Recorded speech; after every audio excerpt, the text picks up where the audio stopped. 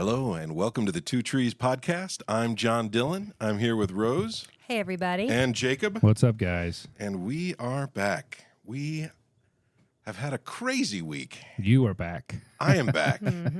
You guys, I caught so many trout. It was ridiculous. Is this like awesome. A catch and release, or did you guys get to eat them? Oh, no, I put them all back. They're swimming safely.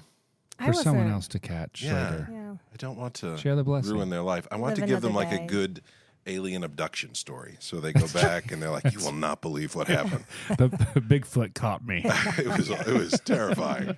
No, it was cool. I got to go to Virginia with my family, my dad, my mom, my brother and sister, assorted nieces, nephews, and that kind of a thing. But it's good to be back. Well, we had a vacation Bible school at our church this week, and I'm tired. I have to be honest. It was a lot of energy. I did the 3 to 5 year old class, and those kids about whipped me for real. But I love them. That age is fun. They're into it. They're not too old to be cool. They're not too old to know all the answers already, and they are just a joy. Every time I saw their little faces come in the classroom, it just gave me a lift. But again, I'm a little tired. So pressing on, guys. Yeah, my week wasn't all that exciting. I mean, this Sunday we kind of worked through the Gospel of Mark, and so we are at a space now where it's fifth Sunday and finishing it all up, and we decided to do like a panel, like just question and answer. I know that's kind of scary, isn't it? I would totally come ask some questions. Yeah. I want to find some really odd, find some like doctrinal difference questions. So if any of our listeners are out there and you want to ask ridiculously pointed questions, yes. Go to River Valley Church and don't send derail those in. things. And we'll totally ignore them. Well, no more questions. Oh, it's a shame. Well, there wasn't a ton that came in, but we're kind of excited about just being able to talk about some just oddball stuff that we didn't necessarily cover while we preached through it. We were trying to cover a chapter a Sunday, which, man, it's hard. I mean, there's so much in there. So anyway, I'm looking forward to doing that this Sunday. And you got camp going on this week, right? Youth camps this week, and then Sunday after church, we're doing like a family fun day, cornhole tournaments and volleyball and all kinds of fun stuff, slip and slide. Ministry has periods where it's crazy busy and then periods where nothing's happening. That's true. Summertime feels like it should be comfortable, and it never is. There's 1,000 things that get scheduled, and trying to work with everyone's schedules and things is rough. But anyway, things are good in my life, and I'm okay with that. But we have spent most of our time on the podcast so far explaining the cultures and the world of the Old Testament, the ancient Near Eastern look at the world. But as we approach our 100th episode, I feel the need to bridge the gap between the Testaments. I never thought this podcast would go for 100 episodes, and we're getting kind of close to that. And we'll do something fun. We're not really sure what yet, but it will be something to market. And I don't know. Jacob, did you ever think we'd hit 100 episodes of this? No. I mean, the weird part is, podcasting is a ton of fun. I mean, you don't realize how much work it is. And I say that by writing 1, maybe 2 episodes. Yeah, so, you didn't realize how much work it is for John. I didn't realize how much work this is for you, John. No, I mean, but this is it's been a blessing. The hard part is like you think you have a million things to talk about. Like we have so many topics. We'll never have stuff to not talk about. But all of a sudden, it's like, well, what else do we talk about? Or what do I say about that everyone doesn't already know? Right, like the amount of study that goes into it. And we hear from you guys. I love it when you guys send in messages that tell us, what the podcast has done for you or that it's been a blessing. And it's been really cool just to be part of everyone's lives. I mean, it's not a huge part of your life, but I enjoy it. I like getting to know that it's an hour of their life a week. And they'll never get it back. That's right. They're listening to it in transit. That's awesome. I was curious. It's interesting the amount of downloads that happened like the first day. I was kind of tracking them this week. Tried to do a little bit more promotion stuff just to see if it picks up different listeners and stuff. I mean, I don't know if it does or doesn't. I've not tracked in the past, but it only really picks up when our listeners share it with their friends. Okay. That's the push. Like you can do all the stuff you want to do, but the real thing that drives a podcast is the audience. Sharing. It's friendship. It's people saying, "Hey, listen to this, talk with me about this." The only reason that this exists is because of you guys. Otherwise, we would just be hanging out and talking about it anyway. But where are we at on reviews, by the way? reviews, I think we have 100 reviews by the 100th episode will be awesome. That would be cool, but it's not happening so far. Where are we at? 90? 91, 92, I think. Okay, all right. Come on, Jeremy, go leave us a review. You know you can do this. Jeremy would leave us a 1-star. He's out. He's already heard all of it. This is But garbage. no, I know my interest really pushes back further in time. The older something is, the more intrigued by it I am. But I would love to get into a little bit of the history. Like, why is the New Testament so very different from the Old Testament? The New Testament is not a separate movement from the Old. They're meant to work together. And indeed, without the counterpart, if you're reading the New Testament without knowledge of the Old, or the Old Testament without knowledge of the New, it feels weird. It feels like, man, this is an incomplete story, and people get confused and they get frustrated. And so rather than inventing threads that they think is in there, they miss the ones that the authors have actually woven into the text. And so this is going to take a little bit of time, but I'd like to kind of try. I'd like to talk about the history. I'd like to talk about where did the Pharisees come from? Who are the Sadducees? The Zealots, all that stuff. Where did the world of the New Testament come from? Right. The impact of Alexander the Great. Yeah, because when you're reading the Old Testament, like everything kind of looks to the east and to the south. Egypt and Babylon dominate the thinking of the people. But once you reach the New Testament, things are facing west. Greece and Rome are the center of the world. And there's a massive cultural divide between ancient Babylon and ancient Rome. And honestly, it's affected us even today. Our world has much more in common with that of Greece and Rome. But in Jesus' lifetime, they were kind of balancing on the edge of this, that things were just getting started. And so I'd really love to dig into a little bit of the history, a little bit of the way the prophets talk about this stuff, and the themes and the motifs from the Old Testament. They're going to move us into an understanding, a deeper understanding of the New Testament. So that's where we're going. It's going to be the next.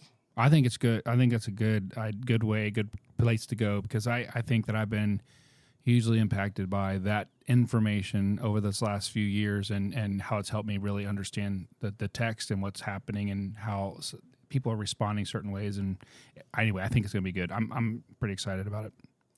I am too. I know that sounds dorky, but I really am. Like, this is a period of history that I'm intrigued by. Yep. And I think it will genuinely help you understand your New Testament better. And so in order to read the New Testament, I think we start in Genesis. What? I know that sounds bad, but there's an ongoing theme that's happening towards the end of the Old Testament. And that is that the people of God, the children of Abraham, the nation of Israel, this movement that God has given the law to, revealed himself to, come down and dwelt among them in the temple and the tabernacle. Moses is there, the Ten Commandments, all these miracles, delivering them from nation after nation. Instead of drawing them together, they become entrenched in hatred for each other. And the kingdom splits. And this idea is going to push deep into the New Testament, that God's kingdom is not one of division and hatred between brothers, but that if we are truly to be what God made us to be, then a vital part of this has to be, how do we find unity in diversity? How do people from different backgrounds, from different ways of life, how do they be one people? And so what I'd like to do is to begin in Genesis chapter 4, verses 4 through 9. So if one of you guys could, maybe read that. Everybody's staring at me. Well, So I guess it's my turn. Jeremy just ran off with my phone, so you go ahead. I'll catch up. And Abel also brought of the firstborn of his flock and of their fat portions. And the Lord had regard for Abel and his offering, but for Cain and his offering he had no regard. For Cain was very angry, and his face fell. The Lord said to Cain, "Why are you angry, and why has your face fallen? If you do well, will you not be accepted? And if you do not do well, sin is crouching at your door. Its desire is contrary to you, but you must rule over it." Cain spoke to Abel, his brother, and when they were in the field, Cain rose up against his brother Abel and killed him. And the Lord said to Cain, Where is Abel, your brother?" He said, "I do not know. Am I my brother's keeper?" Now that line that Cain gives to us is almost the heartbeat of sin throughout the rest of the Old Testament. Honestly, a big part of my life as well. It is so easy to become self-focused and to think that the world is about me and to view relationships not about blessing others, but about being blessed by others. And so it's important for us to realize that the nation of Israel was called to do something. There are 12 tribes. They are thousands of people from different villages from all over the place. And there's a massive cultural difference from the guys living way down in the south of Israel to the guys living up in the Sea of Galilee. It's just different. The way that they were living, the world that they were in, people that they were around. Are you talking Old Testament, New Testament? Both. The land is just different. Okay. And so if you're living on the desert elements, like down in Judea, that's a different lifestyle than if you're fishing the Sea of Galilee or you're up in like the Dan area where there's water all over the place. And so there's a lot that differentiates these people. Do you think that Cain was just being sassy when he says, "I don't know, am I my brother's keeper?" Or is there more to it? I think there's definitely more to it. And it has to do with what they're doing. At the very gates, it seems to be the door of what I assume is Eden, Cain and Abel are offering sacrifices. They are acting as priests. A priest ought not talk to his God like that. If the God is speaking to you, you're supposed to say, "Here am I, send me." Mm-hmm. Instead, you get the heart of Cain is, how do I use you for my benefit? How can I take rather than give? And if you've been listening to the Two Trees long enough, you know that we believe that humans are supposed to be like trees planted by still waters. We're supposed to be a blessing. We are to be like the trees of the garden, and Cain is the exact opposite. God intended for the family to work in harmony, but sin seeks to divide it, with each member seeking their own power. And so when God asks Cain, you get this moment where Cain and Abel are not on the same page. I don't think this has to do with what Cain offers. I know that a lot of things have been made about that, what Cain offered, vegetables. I think this has to do with the fact that Cain is a stinker. Cain's heart is not in a good place, and so God doesn't have regard for Cain's offering. Not because it's of the fruit of the ground, but because it comes from the hand of Cain. And his heart is not in serving the Lord. And so we got this, we look at this, and it says, you are supposed to image me. That's what humanity is made to do. And here we are, the next generation outside the garden. There's only a couple people that are there, and all of a sudden they are unable to live together. Mankind is a mess, and we will fight given the smallest opportunity to take a swing at a brother or a sister. We'll do it. And so instead of this recognizing, well, God just wants us to be peaceful all the time, look at what it says here. It says, sin is crouching at the door. Its desire is contrary to you, but you must what? Rule over it. You got to rule over it. We are to struggle. We are to fight, but not against each other. Our enemy is not flesh and blood. The people around us are not to be threats or rivals, but to be other trees of the garden. We're to be in fellowship with each other. And so we get this moment where Cain, knowing that God has called him to do this, refuses to. And this is really the first time that we begin to see this motif of the hatred of the brother. And it kind of goes to the end. Did you notice that God came looking for Cain? And he's saying, where is Abel? As though God didn't know that Abel had been murdered. Does this remind you of the garden scene? Yeah, absolutely. Where Adam and Eve are in the garden and God is saying, hey, guys, where are you? It's not as though God doesn't know. His priests are hiding. Here again, the priesthood has failed. Cain and Abel, this line of priests, and this has become really important. when we start looking at what happens to Israel in between the testaments, there is a drastic failure of the priesthood that's going to take place. We also see this with Pilate. He washes his hands of this. I don't have anything to do with this. If you want to murder this man, go ahead, but it's not my fault. You're the governor of the area. You're supposed to protect life, and here you are just giving it away. Kind of rabbit trail. Yeah, has nothing to do with this, but I was just fantastic. I know. God told Satan not too long ago that there will be a seed born of the woman that's going to crush his head, and certainly if the favored one is Abel. How hard would it be? I mean, it seems as though I'm going to stir up a brother. And it's interesting that this is kind of what happens with the spiritual warfare stuff. Not just physical blood brothers here, but, we fight a lot of times against our, brothers. And we've been talking a lot about this over the last several months, about unity and about diversity. And can you have unity even though you think differently? This is what's, and I'm like, can you really have true unity? I mean, you can, having its purpose of uniting around one thing, and that thing is Jesus, right?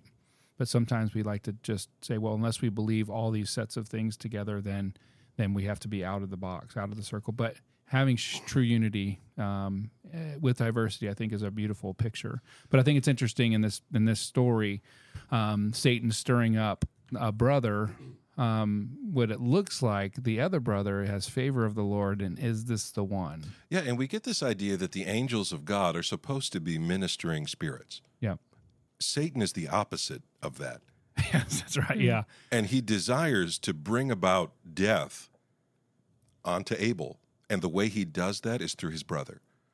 He wields humans like weapons. Either you will rule over your hatred, or your hatred will rule over you. Right. You have to be angry and sin not. It has to be directed at the right thing. I am angry with sin. I am angry with failures of myself, and I am not going to let it have victory over me, rather than to see one another as, I got to destroy this person. I got to make sure that my voice is heard. And this happens in every family. Mm-hmm. There's bound to be rivalries. There's bound to be things that just drive you nuts. And things come out of your mouth faster than you can filter them sometimes. Yep. We have to then know that we have a God who is faithful and is just and will forgive us. That's what he promised that he's going to do. But the story of the failure of Israel is truly built on this idea of brothers at war with brothers. And we're going to find this motif all through the text of the Old Testament and into the New Testament. And so we're going to touch on a couple of them, not by any means all of them, because there are lots, and we will never get through them all. Go ahead. No, I was going to ask if we're going to work towards the restoration, because the brokenness is there. I've noticed before in reading my Old Testament how petty everybody is. The dads show favoritism, the moms manipulate, the kids fight and throw each other in pits and all, and on and on. And then how does it all come back together? That's what we're after. Okay. And how long is it going to take us to get there? Well, it hasn't happened yet. Okay. Yeah. So I don't know. It'll be a while. It'll be a bit. Stay tuned. But this is what Jesus is bringing about, the kingdom of God. When he talks about these things, when he gives us the Beatitudes, when he gives us the Sermon on the Mount, he's talking about something that has resonated deeply for thousands of years with people. We read that and we think, oh, for that sounds like heaven. It sounds like heaven on the earth. And that's exactly what we're looking at here. It's as though we are back under the trees again. How do we reclaim this? How do we struggle against the darkness? And we see it in different characters of the Old Testament, and they each do it differently. There's not like a cookie-cutter response to this. Just say these magic words, your problems will go away, and you'll be a winner. Instead, every one of these people is asked to be wise. How do you pursue wisdom? How do you pursue wisdom as the tree of life? Let's take a look at Genesis 37:25 through 28. Then they sat down to eat, and looking up, they saw a caravan of Ishmaelites coming from Gilead with their camels bearing gum, balm, and myrrh on their way to carry it down to Egypt.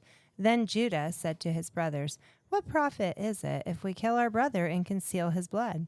Come, let us sell him to the Ishmaelites, and let not our hand be upon him, for he is our brother, our own flesh." And his brothers listened to him. Then Midianite traders passed by, and they drew Joseph up and lifted him out of the pit and sold him to the Ishmaelites for 20 shekels of silver. And they took Joseph to Egypt.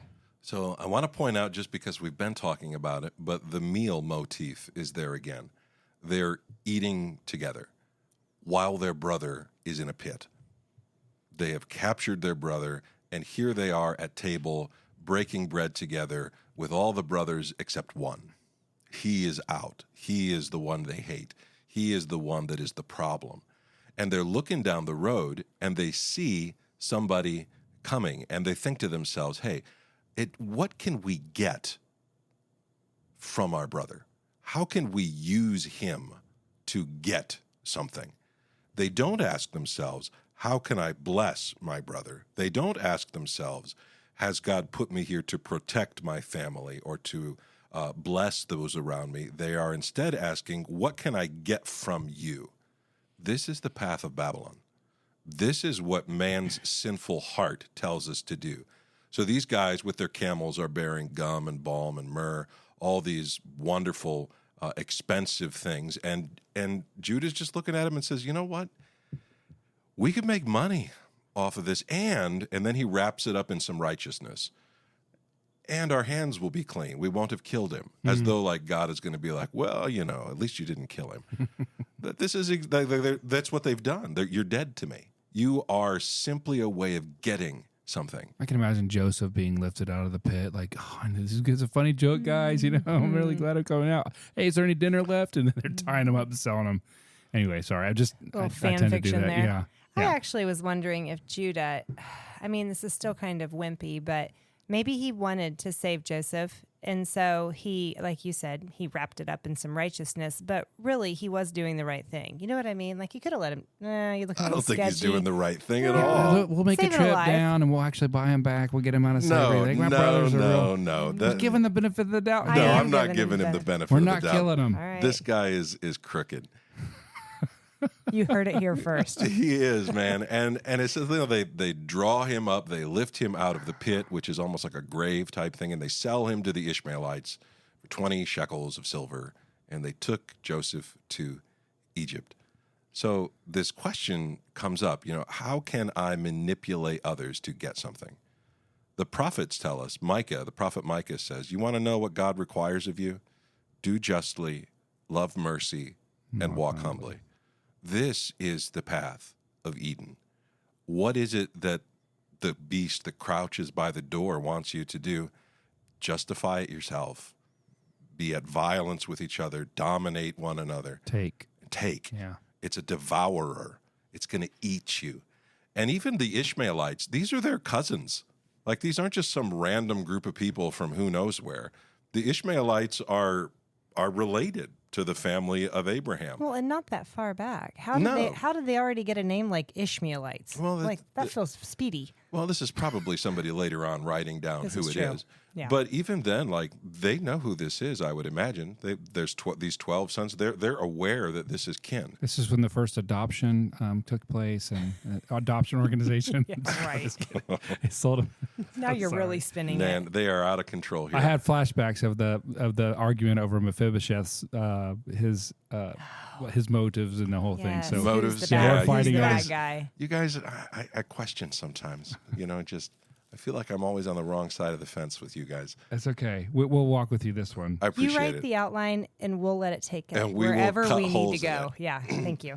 Let's follow the Joseph story a little bit further, because Joseph is actually going to show you, again, this path of Eden as opposed to the way of Babylon. Mm-hmm. He's going to show you what you're supposed to do when someone is wronged and you find yourself back in family. So let's look at Genesis 45, 3 through 8. And Joseph said to his brothers, I am Joseph. Is my father still alive? But his brothers could not answer him, for they were dismayed at his presence. So Joseph said to his brothers, come near to me, please. And they came near. And he said, I am your brother Joseph, whom you sold into Egypt. And now do not be distressed or angry with yourselves because you sold me here, for God sent me before you to preserve life. For the famine has been in the land these 2 years, and there are yet 5 years in which there will be neither plowing nor harvest. And God sent me before you to preserve for you a remnant on earth and to keep alive for you many survivors. So it was not you who sent me here, but God. He has made me a father to Pharaoh, a father to Pharaoh, the Lord and all of his house, and ruler of all the land of Egypt. So Joseph, right away, he figures out these are his brothers, and he has the opportunity to sell them into slavery. He has the opportunity to bring karma back on these guys, to arrest them, to kill them, to manipulate them. He has power, and they are beggars, and they have come begging for food. Did you notice Joseph's first question? I am Joseph. Is my father still alive? Mm-hmm. His first worry is for family. That is the exact opposite of his brothers. There may have been a little bit of guilt. There's some worrying later on. It affected Dad a lot more than they thought it was going to. And they've been more or less happy. His brothers are real pieces of work, some of them. Mm-hmm. And instead, Joseph doesn't bring back hatred onto these people. This is a visual of what Jesus meant when he said, if they demand your coat, give them your cloak also. This is a love that conquers hatred. And so Joseph has been brought into this place, and when he is in power, he doesn't use power to punish. He uses power to lift up those around him. Where he says, God sent me before you to preserve life. Right. That's beautiful. So Joseph's ministry really was to endure suffering, to rescue his family and the world around him. His strength becomes the salvation of Egypt and of his family and of thousands of people who are fed through the abundance of Joseph. And what he did brought food to the people. Again, that's Eden-like. He is a tree that's providing for all of these people. And so when we look at this, you have two ways of viewing this. One of them is use power to get what you want. And the other says use power to serve the Lord. It's almost like two trees, that there's a tree that is us defining right and wrong for ourselves. And then there is the tree of life. And so God's will for the children of Israel, the literal children of Israel, meaning the tribes, the patriarchs here, is to be one family. You see that in Joseph. To be able to overcome differences, to bring about unity and love and hope and abundance and salvation for everyone around them. And it makes me think of Abraham's commission. He was kind of a wandering little pocket of Eden. Everywhere he went, he was blessed. People that blessed Abraham had a really good time. People who cursed Abraham had a really bad time. There's an abundance around him. The same is true of Joseph. Israel is supposed to be like that, a way for God to show the nations his presence, his favor. And instead, they are constantly bickering and tearing each other down, murdering each other, getting as ugly. You read the book of Judges, and it doesn't end on a positive note. It's one of the most horrific stories that I've ever heard. It's not people acting well. And so we know that the will of God for the nation of Israel is to be one. And more than that, it isn't just God's will for the nation of Israel to be one, but it's God's will for the people of Adam to be one. We are to love one another. We are to forgive one another. We are to be what is missing in our own lives, in the lives of other people.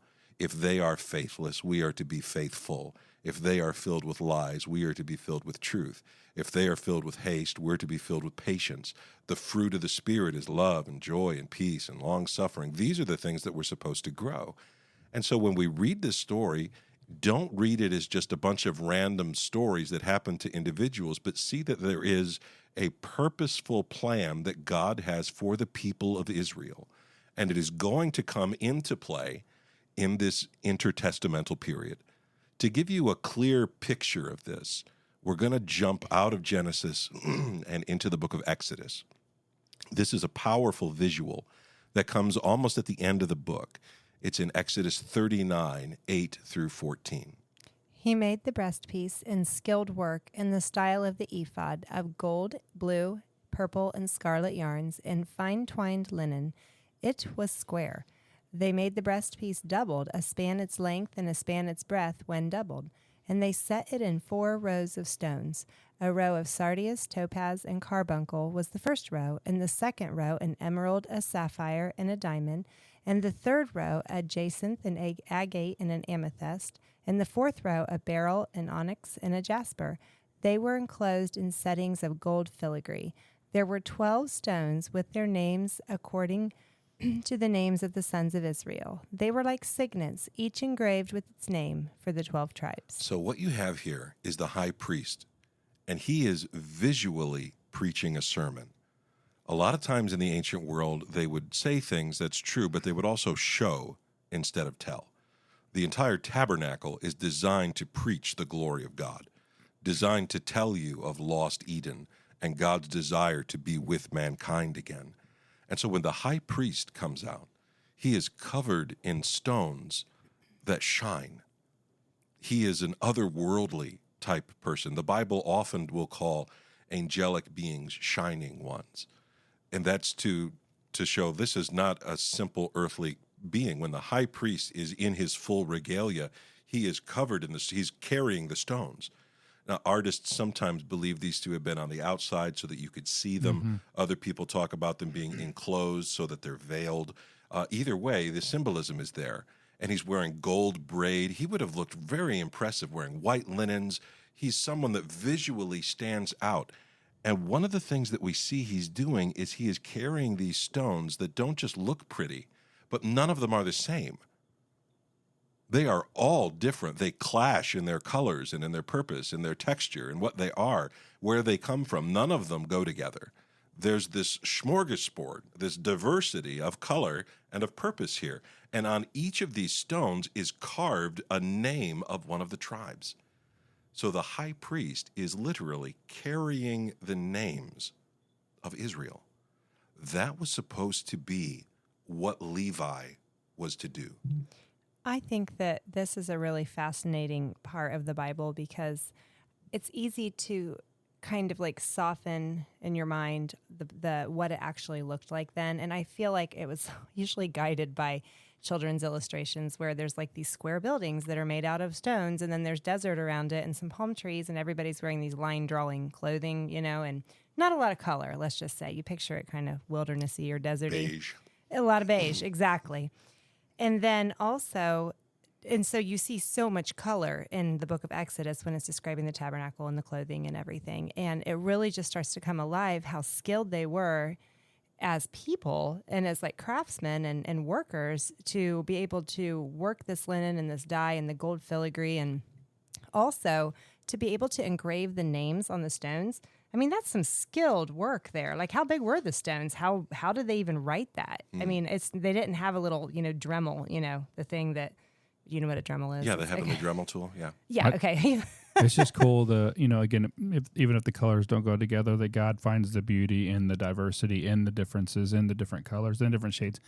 I know, there are probably some people out there you don't put those colors together. There's color swatches and stuff they put together these days. But what's cool about it is just that they're wearing something that doesn't necessarily, and the color scheme go together, but God finds that beauty in the diversity. He doesn't say, go find me 12 white stones. Right. They all look because the same. I'm going to make you all identical. Same size, yeah. It's this unity and diversity. There's this beauty in the otherness of the tribes, that even though they are different, they are called to be one. Mm-hmm. And the priest is supposed to be their mediator. He's the one who represents them to God and God to them.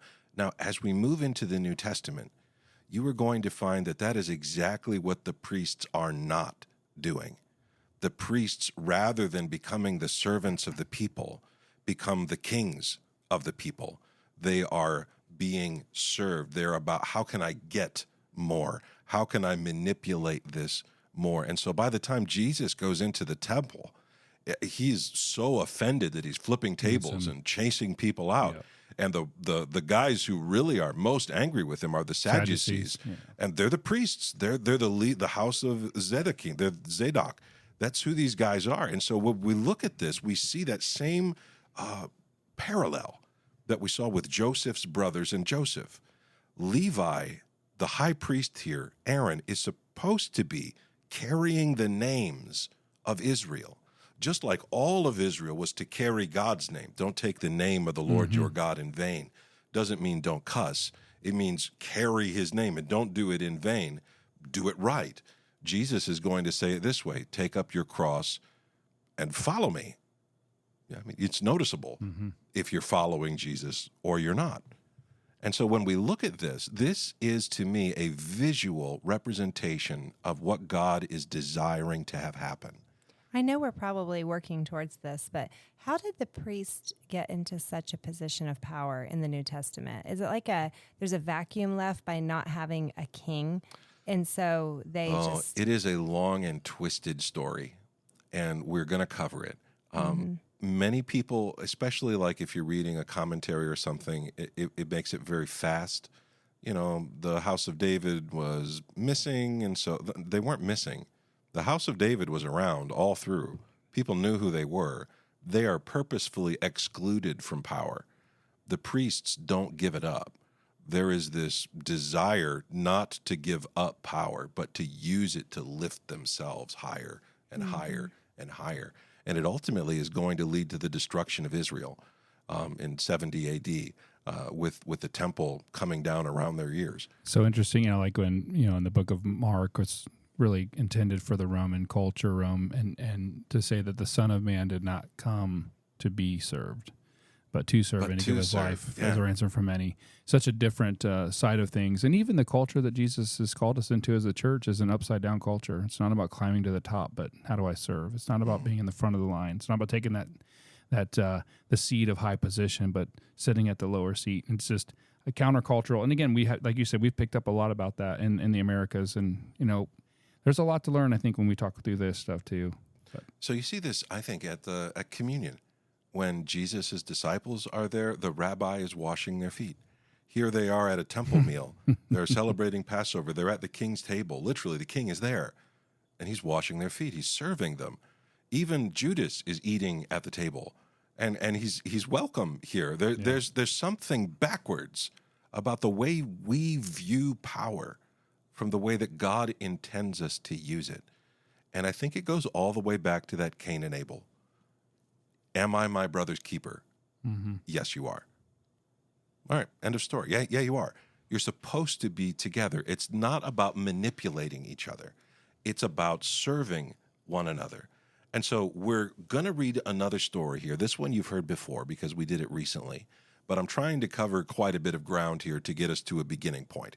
This one comes from 1 Kings chapter 12, verses 14 through 16. My father made your yoke heavy. This is Rehoboam speaking. But I will add to your yoke. My father disciplined you with whips, but I will discipline you with scorpions. So the king did not listen to the people, for it was the turn of affairs brought about by the Lord, that he might fulfill his word, which the Lord spoke by Ahijah the Shilonite and Jeroboam the son of Nebat. And when all Israel saw that the king did not listen to them, the people answered the king, "What portion do we have in David? We have no inheritance in the son of Jesse. To your tents, O Israel. Look now to your own house, David." So God didn't choose Moses' house to rule over Israel. He doesn't choose the priests. Instead, he raises up David's house, and David's house fails. Once they are in power, they begin to use their power to subjugate their brothers. Solomon is not marrying from all the tribes of Israel. He's out shopping farther afield.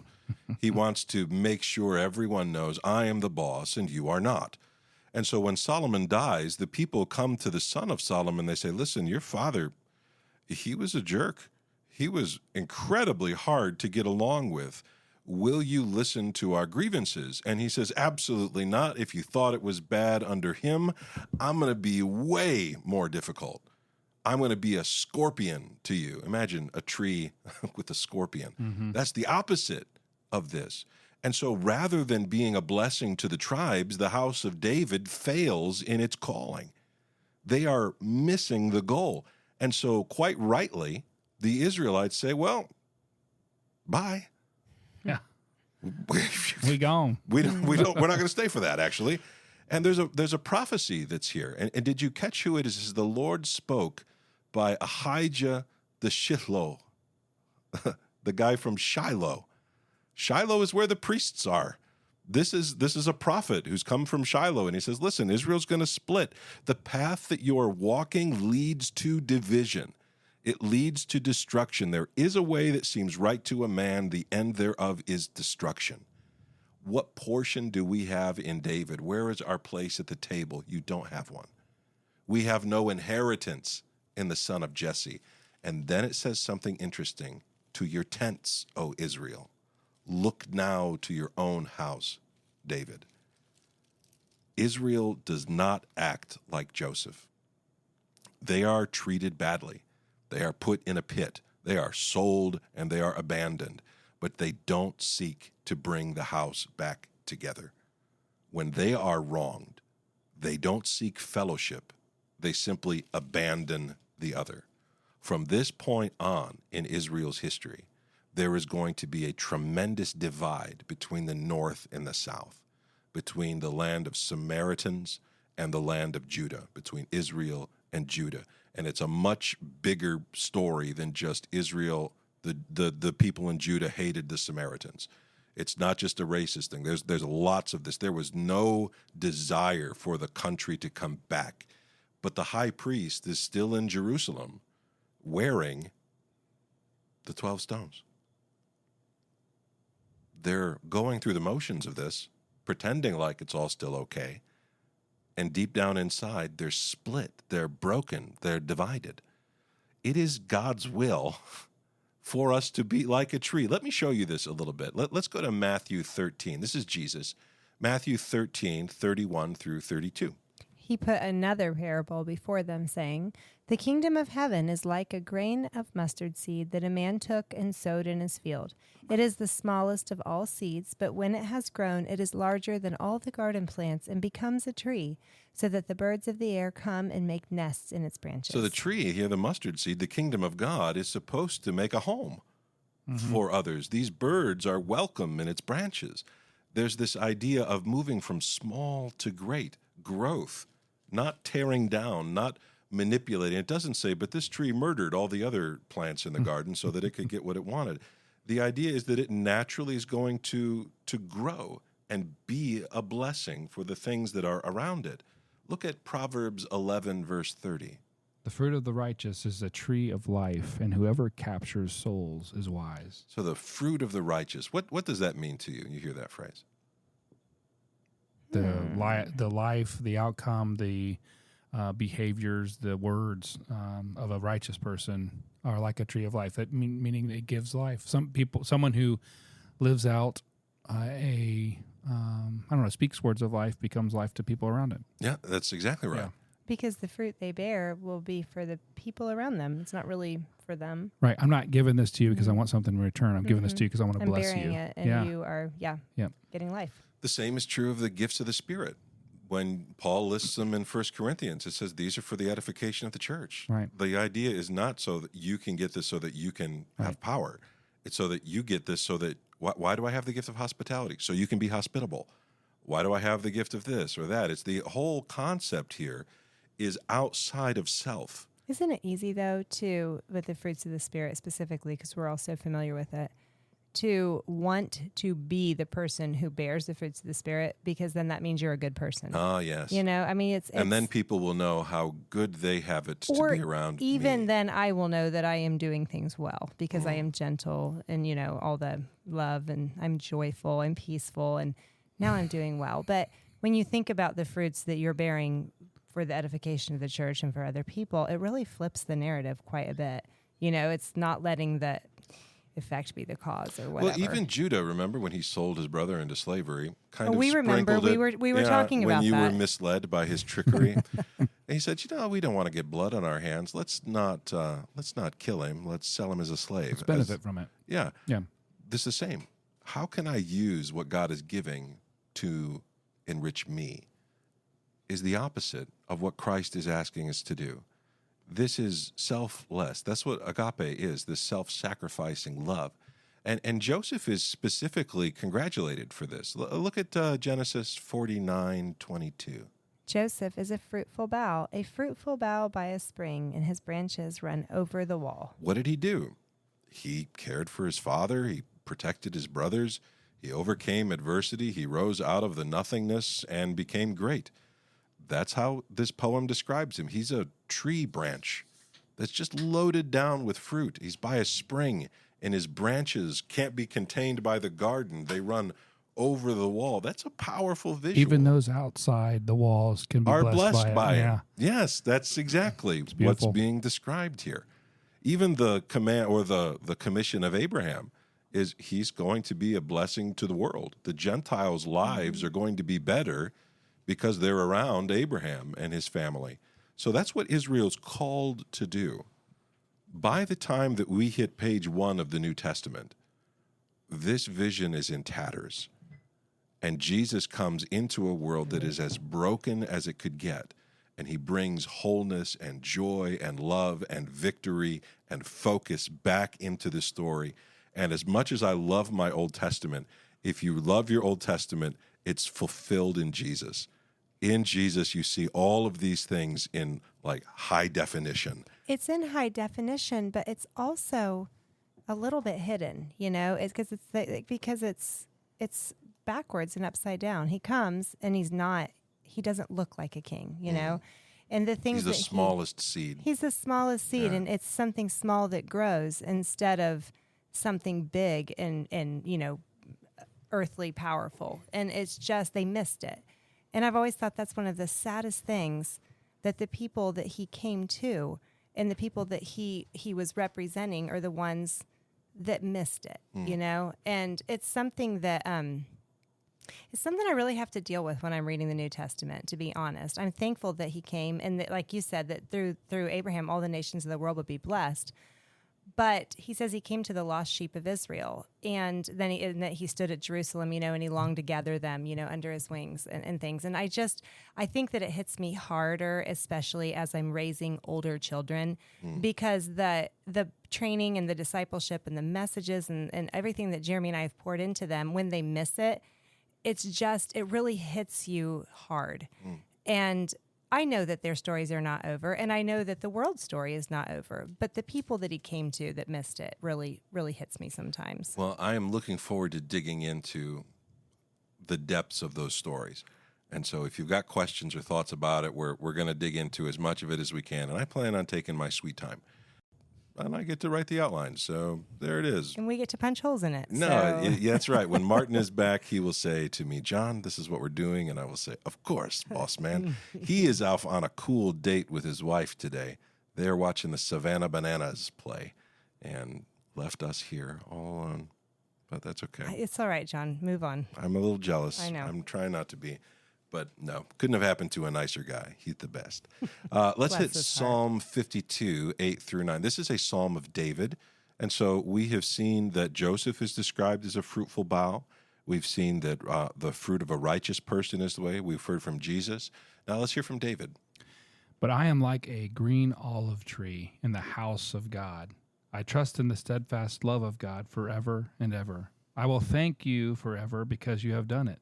I will wait for your name, for it is good in the presence of the godly. So here it is. David says, you know what I want to be? I want to be a tree in the house of God. I want to trust in the chesed of God, in that steadfast love. And because he is steadfast and loving, I'm going to be steadfast and loving. And God is, for instance, like if you think about it, let's go back to Cain and Abel. God comes out of the garden and speaks with Cain. Of all the people in the world, literally, of all the people in the world who did not deserve to have a conversation with God, Cain is the guy. Why is, and especially doesn't make any sense at all if God can't be around sin. He certainly spends a lot of time around sinners. Yeah. We read this story, and as God is not desiring to punish, he's trying to protect, trying to draw people away from sin, trying to restore, trying to bring about this beauty that we find. And sometimes he does it in ways that get heard. Cain is exiled, not because God hates Cain, but because God is trying to draw back Cain, trying to stir up within him at least some sorrow. Are you your brother's keeper? The idea apparently is Cain says, no, this is all Abel's fault. You can just hear the excuses that he would have poured out, and you see it in the lives of his children and their children's children. So last week we were kicking around the difference between tending and keeping, because that's what they were called to do in the garden. What does it mean to keep something? It means to guard something. Okay, so when he says, am I my brother's keeper, is that the same use of the word? Mm-hmm.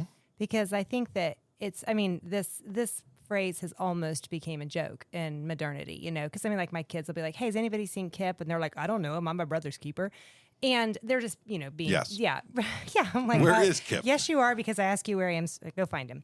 And so, but what does keeper actually mean? It doesn't just mean locator. No. It means that it is your job to protect. It's that idea of family, of where are you? I want you to be safe. I want you to be nurtured. And in the idea of a keeper of the grounds, that's what I want this place to grow. I want this to be a place of abundance. It's not just enough, like, my house improved a lot when I married my wife. It went from just looking like a guy lived here to it had some style now. And, she made it better. Well, Erin is awesome, for one thing, so that might be why. Yes, she gave me lots of money to say this on the air. I was paid nothing. Erin is a jewel, for real. His wife is a sweetheart. Yeah, but David is talking this way. He says, listen, what am I? What's the goal? I want to be a tree in the house of God, steadfast in love. Israel desires not that. They have abandoned this path of Eden, and they're walking a path of Babylon. And you sow and you reap. They have dug a hole so deep and then jumped down into this pit, and they're going to reap a whirlwind because of their hatred for one another and because of their war between each other and their murders and their hatred for what God is doing in the other places. It's going to bring about problems with God and problems with each other. We're going to look at a text that I think is beautiful, and it's going to serve as a setup for our next study. But before we do that, I want you to take a minute and find the book of Zechariah. Okay? Maybe it takes you a minute to find Zechariah. Pause the episode here if you need to. But go find Zechariah and go to chapter 11, and we're going to start reading in verse 7. Are you saying that you really want them to see this text, not just listen to it? I want you to see this. Yeah. Take a look eyes here. to cross these Put words. Put your face in front of this. Particularly the ESV version. I do see. like it, yeah. Well, that's just so, yeah, I copy and pasted it, so that popped in there. It's okay. So I became the shepherd of the flock, doomed to be slaughtered by the sheep traders. And I took 2 staffs. One I named Favor, the other I named Union, and I tended the sheep. Okay, we're going to pause there. So Zechariah is performing something called a prophetic sign act. The prophets actually acted out messages. Some of the weird ones are Isaiah and Ezekiel. God asked them to do some strange stuff, and everyone was watching them to see what they would do. Here, the prophet is supposed to become a shepherd of a flock, and he takes 2 trees, 2 staffs, 2 eights, and one of them he names Favor, and the other he names Union, and he tends the sheep. Let's keep going. In 1 month I destroyed the 3 shepherds, but I became impatient with them, and they also detested me. So I said, I will not be your shepherd. What is to die, let it die. What is to be destroyed, let it be destroyed. And let those who are left devour the flesh of one another. So suddenly it's changed. It talks about shepherds being destroyed. He's having conversations with the sheep. This is not, again, this was like animals talking to him. This is a prophecy. This is poetry. He's gone now. He says, I'm going to tend these sheep. I'm going to show you this, but now let me tell you the prophecy. And what's going to happen is the destruction of the shepherds. Shepherds is a way that ancient cultures talked about kings or governors, especially Sumerians. And Gilgamesh is sometimes called the shepherd of his city, of the high walls. And so this is a word that would have been used to talk about kings. So he's a shepherd. And he says, listen, what's going to be destroyed, let it be destroyed. If you want to devour each other's flesh, devour the flesh of one another. Look at verse 10. And I took my staff, favor, and I broke it, annulling the covenant that I had made with all the peoples. So it was annulled on that day, and the sheep traders who were watching me knew that it was the word of the Lord. Okay, so they understand what's happening. The prophet is losing his mind over there, and he took his staff, and what was the name of the staff? Favor. Favor, and he smashes it. The implication here, this is the destruction of the tree. Israel will no longer be walking in what? Favor. In God's favor. Let's keep going. Then I said to them, if it seems good to you, give me my wages, but if not, keep them. And they weighed out as my wages 30 pieces of silver. Then the Lord said to me, throw it to the potter, the lordly price at which I was priced by them. So I took the 30 pieces of silver and threw them into the house of the Lord to the potter. Then I broke my second staff, union, annulling the brotherhood between Judah and Israel. So this is a prophecy, a messianic prophecy. He goes to these sheep herders, and they just watched him perform a prophecy. And he smashed this, and he storms up to him, and he says, give me my money. And they apparently give him a lot of money, 30 pieces of silver. By the way, that's going to have importance in the Jesus there's story. nothing to see here. Nothing to see here. Don't look behind the curtain. Judas is going to come into play here. But notice how it ends in verse 14. I broke the second staff, union, and it annulled what? The brotherhood. The brotherhood between Judah and Israel. This is what they've sowed. How can Judah and Israel become brothers again? How can North and South be united again? How can the priests and the house of David be united again? How can this mess that has come out of the last hundreds of years find a real quality answer again? This reminds me this is like a Jesus storybook Bible story. There will be one of the seed of David. Yeah, that's that will exactly bring what all it things. is. That's exactly what this is. And so this is what we're doing. We're going to walk through this, and I'm going to try to explain to you the story of how the New Testament world was formed. Who are the Sadducees? Who are the Pharisees? What happened to the northern tribes? Because they didn't disappear as much as people seem to want them to have. The Samaritans, all these things, the multiple temples that come up. Who is Alexander the Great? What do the prophecies of Daniel have to do with this stuff?